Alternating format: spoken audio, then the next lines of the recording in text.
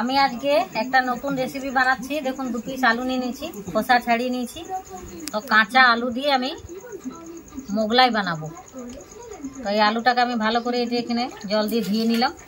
কাঁচা আলু আর এই যে ডিমের ভুজিয়া করে রেখেছি, ডিমের ভুজিয়া দিয়ে মোগলাই আর কাঁচা আলু দিয়ে মোগলাই। তো আমি দেখাচ্ছি আপনাদেরকে।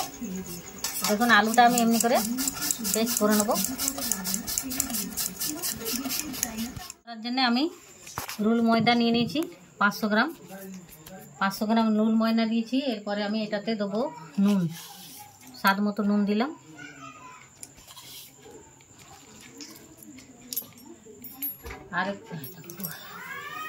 আর একটু দিয়ে দেবো কালো জিরে দিয়ে দিলাম। এবারে দিয়ে দিলাম একটু সাদা তেল। এবারে দেবো জল এইরকম করে দিলে বলতে খাস্তা হয় নাকি। আমার মাখা হয়ে গেছে, ময়দাটা আমি মেখে নিয়েছি। এটা আমি এক পাশে এবার ঢাকা করে করবো। ওটা আমি জল ঝরিয়ে নিয়েছি। এরপরে দেখুন, এর সঙ্গে আমি দেবো নুন, তো স্বাদ মতো নুন দিতে হবে, নুন। তারপরে দেব লঙ্কার গুঁড়ি, জিরে গুঁড়ো, ধনে গুঁড়ো, একটু সামান্য হলুদ, আর একটু দিলাম একটু বেসন। এই যে বেসন, মানে আলুগুলো গাছ ছুড়ে যাবে, তার জন্য বেসন দিলাম। এবারে দিব দেখুন রসুন কুচনো আর পাতলা পাতলা করে কেটে নিয়েছি, আদা,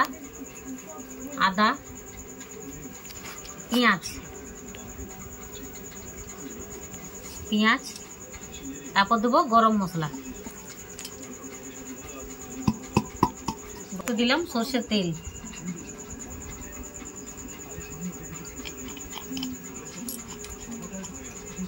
এটাকে আমি এবারে ভালো করে মিক্স করে নেব।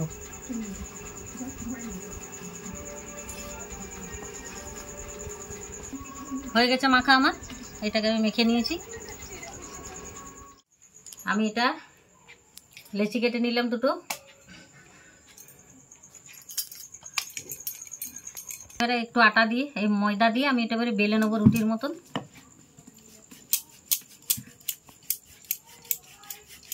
হয়ে গেছে আমার রুটি বেলা। আমি প্রথমে আলুরটা করে দেখাচ্ছি।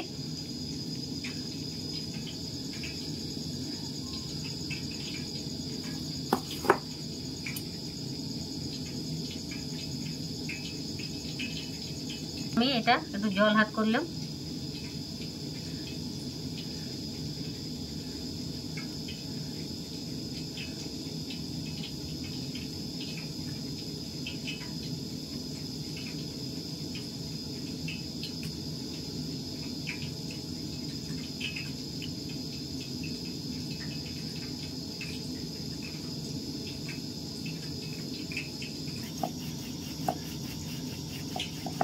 আমি আর একটা রুটি বেলছি।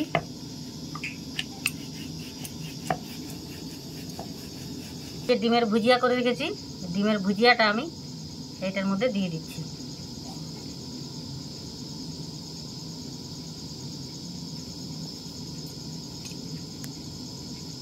ডিমটা দিয়ে করছি আর আলু দিয়ে করছি, কারণ বন্ধুরা সবাই ডিম পছন্দ করে না, তার জন্যে একটু ডিমেরও করে দেখালাম আর একটু কাঁচা আলুরও করে দেখালাম। এর আপনাদের যেটা ভালো লাগবে আপনারা সেটা দিয়ে করবেন।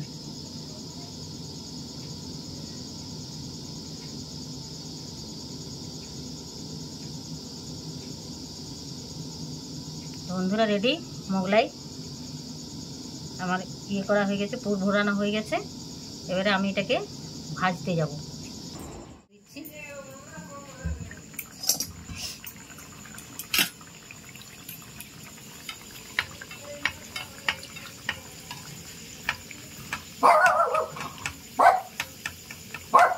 যত তেলটা এমনি করে দিবেন তত দেখবেন ফুলবে।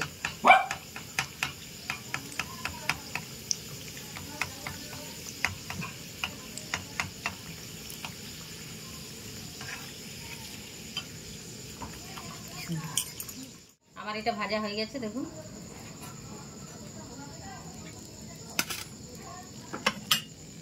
আমি আরেকটা আপনাদেরকে করে দেখাচ্ছি। এই যে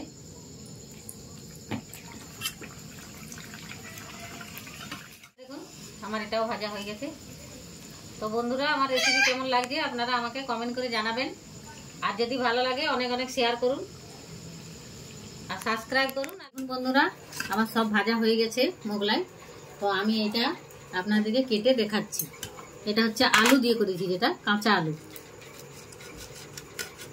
আলু পুর দিয়ে যেটা করেছি। এই যে দেখুন কেটে আমি দেখালাম আপনাদেরকে, দেখুন কি সুন্দর একদম খাস্তা হয়েছে। আর ভিতরটা দেখুন সব সিদ্ধ হয়ে গেছে জিনিসটা। এইবার আমি যেটা ডিম দিয়ে করেছি সেইটা আপনাদেরকে কেটে দেখাচ্ছি।